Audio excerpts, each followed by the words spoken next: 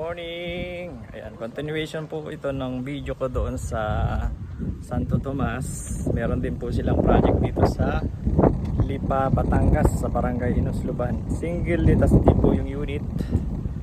150 square meter yung lote, 135 yung floor.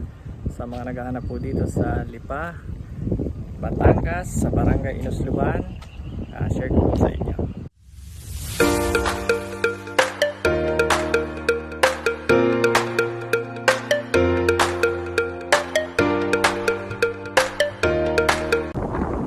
Nandito nga po tayo ngayon sa Barangay Inusluban, dito po sa Lipa, Batangas.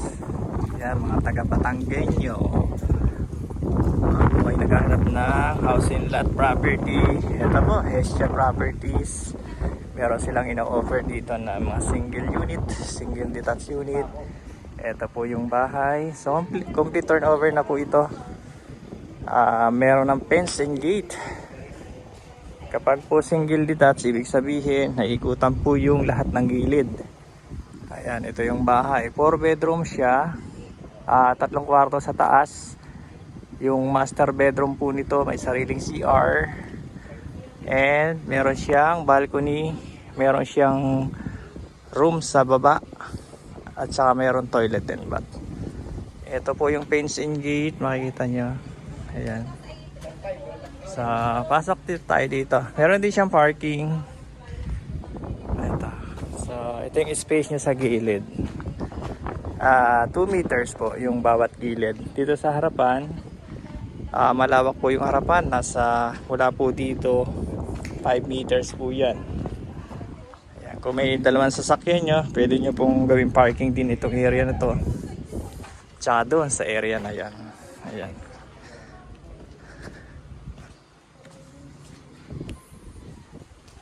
Side ko tayo dito. Yan. Location po nito, Barangay Inusluban, dito sa Lipa, Batangas. Malaki yung likuran nyo po. Nasa 2.5 meters po to. Tara, pasok tayo sa loob. So malalaki po yung mga bahay dito. Ayan o.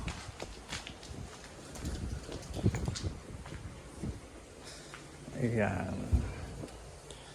Opya, mataas ang ceiling. So yung ceiling, naka-interior design na po lahat. Ayan po. Ito yung lanay sa inikutan natin kanina. So mangyayari, ito po yung pinaka-kitchen nyo or dining area. So yung living area. Sa hagdan, meron pa siyang parang stock room dito sa area na to. Tapos, ito yung toilet and bath po.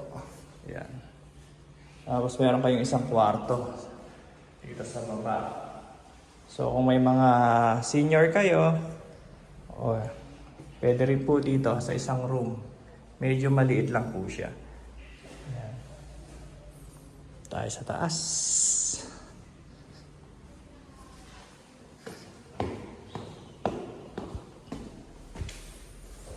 Yan, ito yung taas po. Ito ay nakabinil yung flooring sa taas. So dito muna tayo sa mga rooms. Room number 1. Ito, common toilet and bath sa second floor.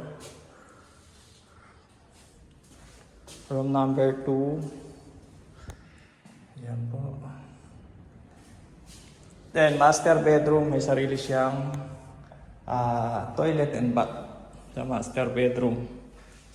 Ayan po. Tapos ito, may hallway dito going to balcony. Ayan yung balcony niya, laki. Balcony, ito yung area. Yan po yung area. Actually sa loob siya ng Santa Lucia po. So makikita nyo yung mga bahay, malalaki talaga dito. Okay. Sa mga gusto pong magpa-tripping, mag-inquire, message na lang po kayo sa akin. Lito Ferlas sa Roma Santa po. Thank you.